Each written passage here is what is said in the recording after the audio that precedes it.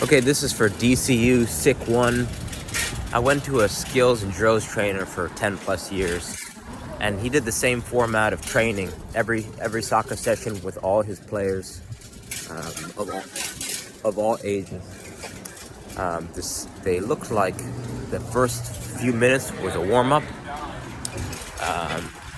So it went warm-up, then it's ball skills mastery. So,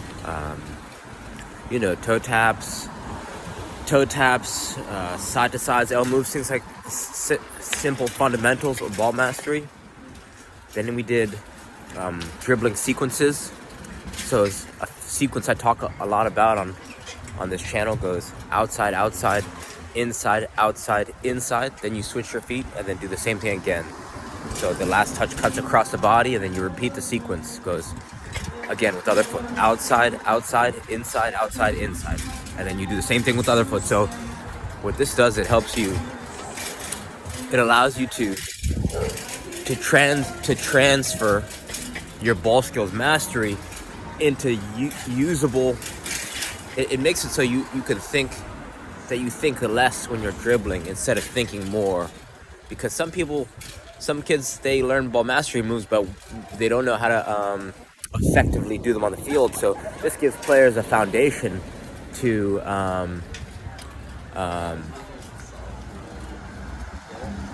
it gives players a foundation. It makes it easy. It makes it easy for the dribbling skills to stick, and it gives them the tools where they don't have to think about dribbling as much. They just start to dribble more effectively, is what I've noticed. So then the third thing that you can do is with this 13-year-old is what's called the barrel game. The barrel game is a fun way to teach dribbling. Juggling skills. And since juggling, the quality of your juggling will improve not only your dribbling and your passing and your shooting, it really transfers not just to improve juggling, but to the whole game, like from like all facets of the game. And the way you play the barrel game is you get a bucket or a barrel or a garbage can, and then you want to start to juggle with different parts of your body, right? So you do right foot no bounce, left foot no bounce, or you could do with or without a bounce, right? Since she's a 13-year-old brand new player, you can go. So she starts with the ball in her hands, and then she juggles the ball with a bounce with her right foot from like 2 to 3 steps away. You want to make it challenging enough to where she doesn't get it in one try, but easy enough where she won't get discouraged rapidly. So you basically go through the whole progression. So right foot, left foot, both feet alternating. Then it's right thigh, left thigh, both thighs alternating. And then you want to finish with any part of your body, with every part of your body. So you could go, a combination of feet and thighs. And then that's one of the last. So it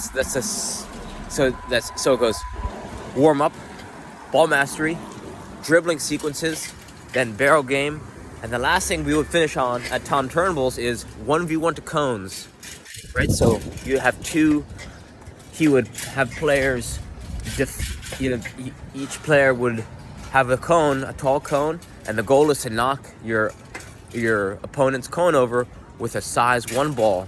So if you have some skills yourself and are a decent player, then you can compete with her and you just knock over each other's cone, and that's it. So with that sequence, you could run that back, and that'll eat up an hour fast, right? It'll fly by, and it's a simple progression, and it gamifies, right? The juggling game, the 1v1, those two things should really allow you to teach her effectively. So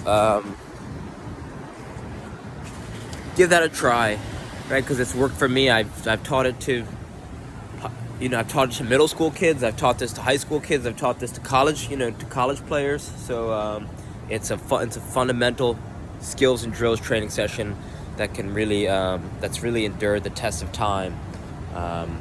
So I think that's what you should start with. So reach out with any questions, and I hope this helps. All right, thank you.